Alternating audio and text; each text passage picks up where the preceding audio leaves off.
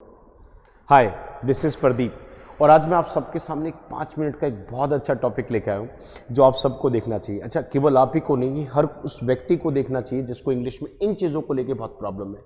जैसे एक छोटा सा कंसेप्ट होता है बेटा, सिंगुलर और प्लॉरल। अब सिंगुलर प्लॉरल होता क्या है, इसको लॉजिकली समझ के देखिए। हमें तो केवल ये सिखाया गया बेटा कि किसी भी चीज़ के साथ अगर आप एस या ईएस लगा दोगे तो वो चीज़ सिंगुलर से बदलकर प्लॉरल हो जाएगी। और यहीं पर इस शब्द के साथ ही हम पहली गलती करना शुरू करते हैं। किसी भी शब्द के साथ ऐसा थोड़ी ना होता है। अब लॉजिकली समझिए, देखिए मैं आपके सामने 2 एग्जांपल देता हूं। मैं आपके सामने एक एग्जांपल देता हूं, ये देखो, पढ़ाने वाले व्यक्ति को दिखाता हूं टीचर, और इसी के पढ़ाने को दिखा रहा हूं टीच। अब लॉजिकली समझ के देखना बेटा, अगर मैं टीचर शब्द को देखता हूं तो ये अपने आप में एक नाउन है। अब नाउन क्या होता है? किसी भी चीज का नाम। जैसे मैंने इसको शर्ट बोला तो एक नाम है, और पढ़ाने वाले व्यक्ति को मैं और आप टीचर बोलते हैं। पर ध्यान से देखिए, पढ़ाने वाला व्यक्ति जो काम करता है वो है टीच। अब टीच तो पढ़ाना हो गया, अब काम कहते हैं। वर्ब्स क्या होती है? एक्शंस वो होते हैं जिनको हम करते हैं। जैसे आप मुझे देख रहे हो तो ये भी एक काम है, मैं बोल रहा हूं ये भी एक काम है। तो मैंने कहा ना बेटा, जिसे हम काम कह रहे हैं, अब बड़े लॉजिक से समझना मेरी बात को। देखो क्या है, अगर मैं टीचर जैसे शब्द के साथ अगर मैं एस या ईएस लगाने की कोशिश करूं तो भाई एस लगेगा इसमें, तो टीचर्स हो गया। और इसी टीच के साथ मैं लास्ट में लगाऊं एस या ईएस में से, तो मैं यहां पे ईएस लगा रहा हूं। अब इसमें 2 बातें आपको बताऊंगा, पर पहली वाली बात समझ के देखिए।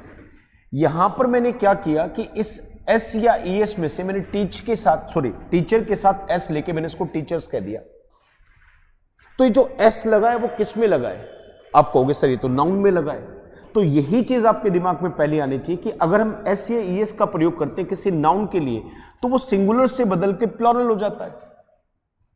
पर नीचे वाले वर्ड में देखिए, जो पढ़ाना अपने आप में एक काम था, मैंने इसके साथ ईएस लगा के इसको क्या लिखा बेटा? टीचेस। ये तो वर्ब में लगा है ना।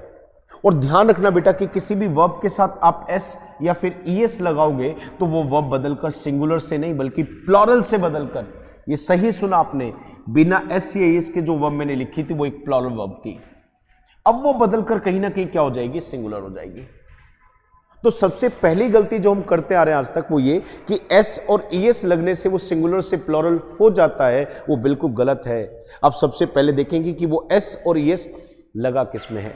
अगर वो नाउन के साथ लगा है तो मैं बिल्कुल मानता हूं, आई अग्री कि वो एक प्लूरल बनने वाला है। पर अगर वो किसी वर्ब में लगा है तो वो सिंगुलर हो जाएगा। अब अपनी बात को यहां तक मत छोड़ना बेटा, इसको एक स्टेप और गहराई तक लेके चलते हैं। एक मैंने 5 मिनट मांगा ना, तो अगली बात जरा समझ के देखें इसमें क्या है।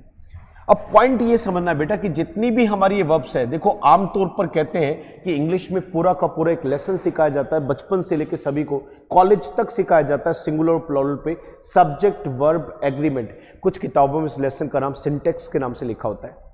और मैं उस पूरे लेसन को आपको जस्ट 5 मिनट में देने वाला हूं, सुनते रहो जरा ध्यान से। देखो क्या कि जो मैंने वर्ब्स आपके सामने बोली, तो उसमें आमतौर पर एक बात सीखना बेटा कि किसी, ऐसा नहीं कि हर किसी वर्ब के साथ आप एस और ईएस लगा के उसको प्लूरल से सिंगुलर बना दोगे। ये बिल्कुल गलत कर रहे हैं। सुना ना, प्लूरल से सिंगुलर, ऐसा नहीं होता है। आपको जानकर अच्छा लगेगा, पूरी इंग्लिश में केवल 4 ही ऐसी वर्ब है जो सिंगुलर से प्लूरल और प्लूरल से सिंगुलर में जाती है। और 4 के बारे में जरा ध्यान से समझ के देखिए मैं क्या लिखता हूं। एक तो किसी भी वर्ब का पहला फॉर्म, जिसे आप बेस फॉर्म भी कहते हैं। जैसे एक छोटा सा एग्जांपल देखो, जाना। अब सबको पता है जाना गो होता है, वहीं पर देखो आना, आना कम होता है। अब सुनो बड़े ध्यान से, किसी भी वर्ब के पहले फॉर्म में आप एस और ईएस, देखो बेटा किसी भी वर्ड के लास्ट में CH, S H O, S X, ये जो भी है ना, ये जी, ये लगा होता है ना, तो वहां पे हम ईएस लगाते हैं बेटा। अब जरा ध्यान से देखिए, गो है, ओ है, तो मैंने ईएस लगा दिया। इसी तरीके से इस कम में देखो मैं केवल एस लगा रहा हूं, और यहां पर क्या कह रहा हूं बेटा मैं? कम्स। वो थे तो ईएस और नहीं थे तो एस। तो एक चीज पहले पॉइंट समझ के देखिए, किसी भी वर्ब की फर्स्ट फॉर्म में अगर आप एस या फिर ईएस लगाते हो तो इसे हम इंग्लिश में एक सिंगुलर वर्ब कहते हैं। That's called a singular verb. तो इसका मतलब वर्ब का पहला फॉर्म कैसा होता है? प्लूरल होता है। और आज के समय में मैं देखता हूं बहुत सारे लोग ऐसे जिनको ये पता ही नहीं कि वर्ब का फर्स्ट फॉर्म प्लूरल वर्ब होता है। एक स्टेप थोड़ा सा आगे चलो, एक तो वर्ब की पहली फॉर्म के बारे में जान लो, और 3 छोटी छोटी वर्ब्स और देख लो। एक तो देखो मैं आपके सामने लिखता हूं आर, एक मैं आपके सामने लिखता हूं बेटा वर, और एक मैं आपके सामने लिखता हूं हैव। आमतौर पर इन तीनों के तीनों को हम हेल्पिंग वर्ब्स की तरह भी यूज करते हैं। पर कहीं ना कहीं तीनों हेल्पिंग वर्ब्स के सिंगुलर फॉर्म को हम नहीं समझ पाते। जैसे अगर मैं आर को देखूं तो इसे इज कर दो, वर्क को देखूं तो इसे मैं वोज कर दो, और हैव को देखूं तो इसे हैज कर दो। आज भी स्कूल्स में बहुत सारे टीचर्स ये कहते हैं हैव हैड और हैज हैड। सोच के देखो, आश्चर्य मानो आप, इस बात का तो मानना भी चाहिए आपको क्या कि आज भी लोग कहते हैं कि हैव और हैज का सेकंड और थर्ड फॉर्म हैड होता है। ध्यान देना बेटा, किताबों में भी साफ साफ लिखा है कि अगर किसी भी वर्ब के साथ आप एस या फिर ईएस ऐड करते हो तो उस वर्ब को इंग्लिश में फर्स्ट फॉर्म नहीं बल्कि उसको इंग्लिश में वर्ब की फिफ्थ फॉर्म कहा जाता है। अगर आपसे कोई पूछे कि वर्ब की फिफ्थ फॉर्म पता है तो आप एक शब्द में कहना है यस मैं जानता हूं। क्या जानता हूं? कि किसी भी वर्ब की फर्स्ट फॉर्म में लगा एस या एस उसको वर्ब की फिफ्थ फॉर्म बना देता है। और आपको एक बात को लेकर खुश हो जाना चाहिए यहां पर कि इंग्लिश में जो केवल चार वर्ब्स सिंगुलर से प्लॉरल या फिर प्लॉरल से सिंगुलर की तरफ आती है वो चारों आपके सामने लिखिए। एक वर्ब की पहली फॉर्म और तीन आपकी हेल्पिंग वर्ब्स है, जैसे आर है, वर है, हैव है। तो एक बार रिवाइज कर ले, पहली फॉर्म में एस या एस लगा तो फिफ्थ फॉर्म हो गया। हर वो वर्ब जो अपने साथ एस लगकर ईएस लगकर उसको सिंगुलर से प्लूरल की तरफ ले जाती है या प्लूरल से सिंगुलर की तरफ ले जाती है तो आपको डाउट कभी नहीं आना चाहिए क्या कि एस और ईएस लगा तो वो वर्ब सिंगुलर है और नहीं लगा तो वो वर्ब प्लूरल है। अब एक छोटा सा पॉइंट जरा समझ के देखिए, आपने एक बात सीखी, एक सिंगुलर है तो एक प्लूरल है, तो आपने ये भी तो सीखा क्या कि एक छोटी सी बात कि सिंगुलर के लिए सिंगुलर है तो प्लूरल के लिए प्लूरल है। सुना आपने मैंने क्या कहा? सिंगुलर के लिए सिंगुलर है तो प्लूरल के लिए प्लूरल है, यानी कि जैसे व्यक्ति की आप बात करोगे, जैसी चीज की आप बात करोगे वैसी वर्ब लेके आओगे। सिंगुलर के लिए सिंगुलर तो प्लूरल के लिए प्लूरल।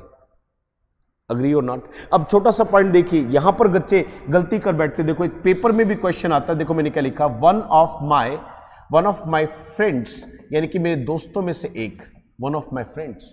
और देखो मैं आपके सामने कह दूं इज और इसके बाद मैं कह दूं यहां पे आर और आर के बाद मैं कह दूं पीविश। अब पीविश ऐसे लोग होते हैं जो बहुत जल्दी गुस्से में आते हैं, बहुत आसानी से नाराज हो जाए जो व्यक्ति, उनको पीविश कहते हैं बेटा। अब संडेस को बड़े ध्यान से देखिए, मैंने क्या लिखा कि one of my friends is आर पीविश। अब इस संडेस को बोलने के लिए मैंने आपके सामने विकल्प दिया इज और आर का। अब जरा सोचकर देखिए, मैं बात किसकी कर रहा हूं? मेरे दोस्तों की? नहीं, मैं अपने दोस्तों की बात करता तो ऐसे नहीं बोलता, मैंने तो बोला वन ऑफ माई फ्रेंड्स, इसका मतलब मेरे दोस्तों में से एक, तो मेरा कोई एक फ्रेंड।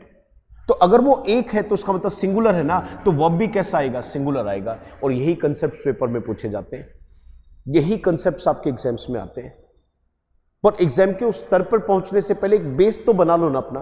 क्या बेस बनाओ? कि अगर आपने एस लगाया है किसी नाउन के साथ तो वो प्लूरल है, और वही एस या ईएस लगा किसी वर्ब के साथ तो वो सिंगुलर है।